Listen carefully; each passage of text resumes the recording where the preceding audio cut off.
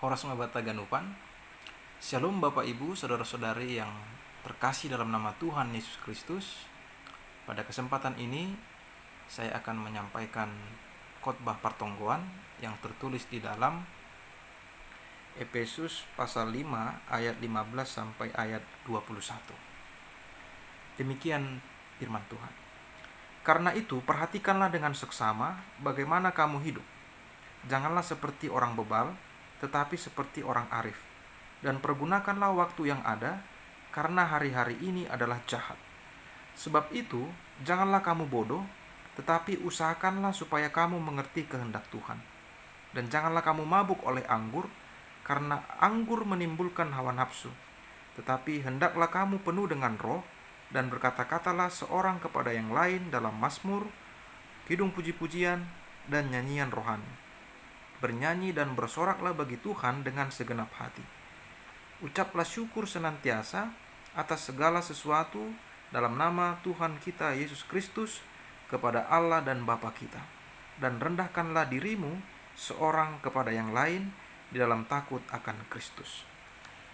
Saudara yang terkasih, ada 5 hal yang ditekankan oleh Paulus kepada jemaat Efesus berkaitan dengan bagaimana memiliki kualitas hidup yang baik.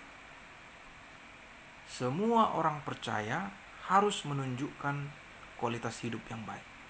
Dan bagaimana caranya supaya kita memiliki kualitas hidup yang baik adalah dengan cara melatih diri kita, belajar, dan mengusahakan bagaimana supaya kita memiliki kualitas hidup yang baik. Yang pertama adalah bersikap yang bijaksana. Paulus menekankan untuk menjadi orang yang memiliki kualitas hidup yang baik, dia harus memiliki sikap yang bijaksana.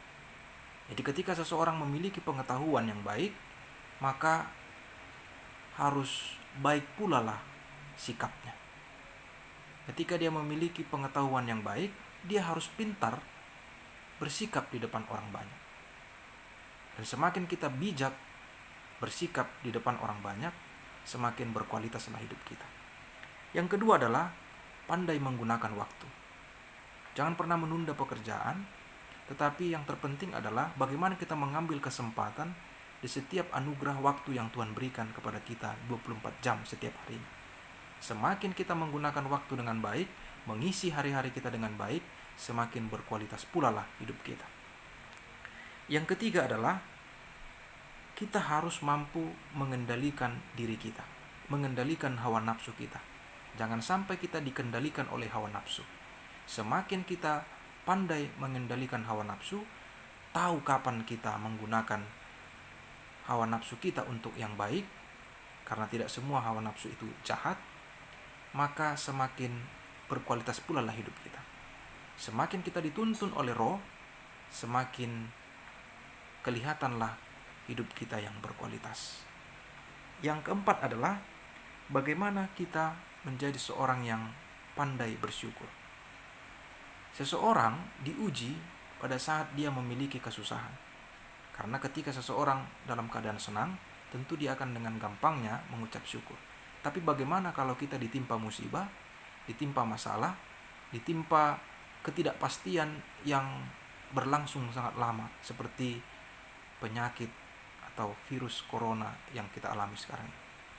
Apakah kita semua, apakah saya, apakah Anda mampu bersyukur dalam setiap kesempatan?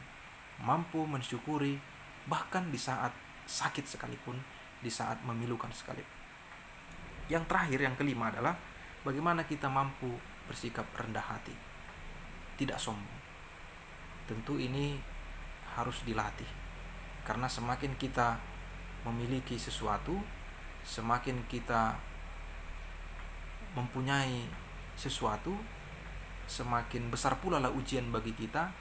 Apakah kita menjadi orang yang rendah hati, atau kita menjadi orang yang suka pamer, atau orang yang suka merendahkan orang lain, atau suka menyombongkan diri.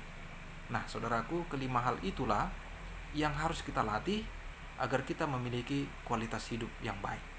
Semakin kita melatihnya dengan usaha yang keras, usaha yang baik pula, maka tidak sia-sia kita akan memiliki kualitas hidup yang baik. Semoga kita semua, orang-orang percaya di seluruh dunia, memiliki kualitas hidup yang baik. Dan dengan kualitas hidup yang baik itu pula, kita memberikan dampak yang baik kepada siapapun di sekitar kita. Amin. Tuhan memberkati kita. Shalom.